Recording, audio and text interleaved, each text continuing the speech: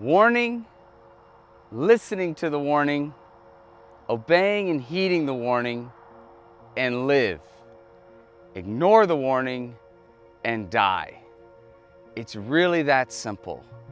And that's the main idea that Hebrews chapter 2 wants us all to understand, and the unique role that Jesus plays in all of it. Before we get any deeper into Hebrews chapter 2, to fully appreciate the text, let's just have a moment of context. The story starts out in John chapter 1, and it is the image, the reality of the second person of the Trinity, the Son, later to be known as Jesus, in which all of creation would be spoken through him. You can think of it almost as, in one aspect, just kind of raw materials, wood and stone, right? But it's not just that in this story.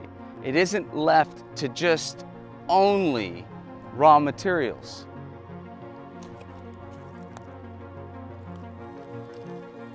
What's crazy is God doesn't just stop with the raw materials. In his design is complexity and order and purpose. He creates human beings, plants, and animals. He takes the raw materials and then creates something even more amazing. Out of his breath isn't just the building blocks of all things. Actually, out of his breath comes the complexity of all things. He creates in amazing ways. But then there's a problem. And the problem is sin eventually enters into the story. And so what you have is not much different than where I'm standing. God turns something from raw materials into something complex with purpose and movement, like these tracks. But just like our existence after sin struck, we look in many times much of the same way. Maybe we have a season of life in which there's a lot happening and there's a lot moving and we feel good about what's happening. But then there's others that begin to fall into a level of disrepair, maybe even slowly dying. And then you have just flat out neglect. That tends to be maybe even our own life cycle, the way life can start, the way life goes, and then maybe even the way that life ends, the net result of sin.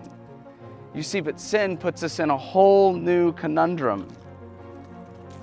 Because as Hebrews chapter 2 would point out, is there's a warning to people not to miss out on such a great salvation. When I think of warning, I think of the net result of sin, and I think of what's happening here. It's kind of like human beings constantly playing with fire, or in this case, walking down the very center of a railroad track. The temptation, the thrill, the high, the wonder about what's around the corner. This is what inevitably gets us into trouble.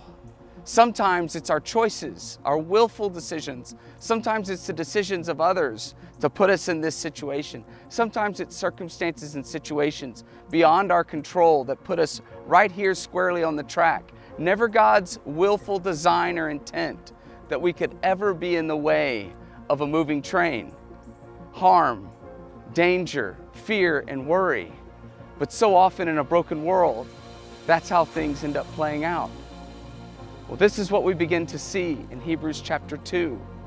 This idea that Jesus would walk as we have walked, experience life as we have experienced life, that we wouldn't miss out on such a great salvation as Hebrews chapter 2 would tell us. But there's a warning. And the warning is no different than me standing here right now.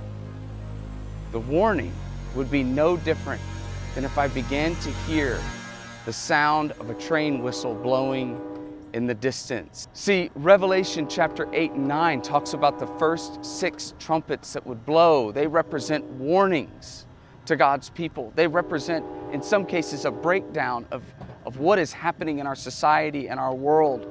Evil beginning to fully overtake all things that are happening, beginning to tighten its grasp around us, trying to get us to stay on the tracks that lead to most certain death and destruction.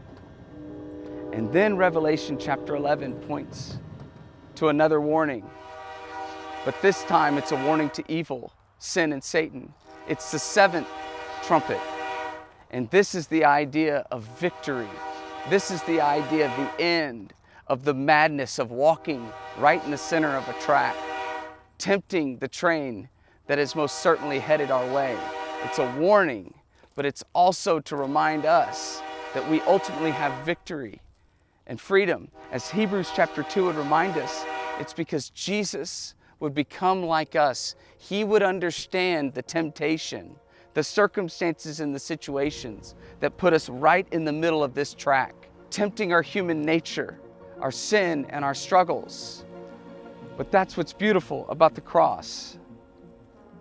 Jesus would become a human being, and his own creation, his own making, his own creativity, his own productivity, would then use those very same gifts, skills, and abilities made in his likeness, made in his image. They would use what he had made and now use it against him to kill him. But his life would be given up on our behalf, because Hebrews chapter 2 wants to remind us, not only do we have a God who loves us enough to go die on the cross and have these driven through his wrists and through his feet, but we also have a God that knows what it's like to be tempted to walk down the center of the tracks.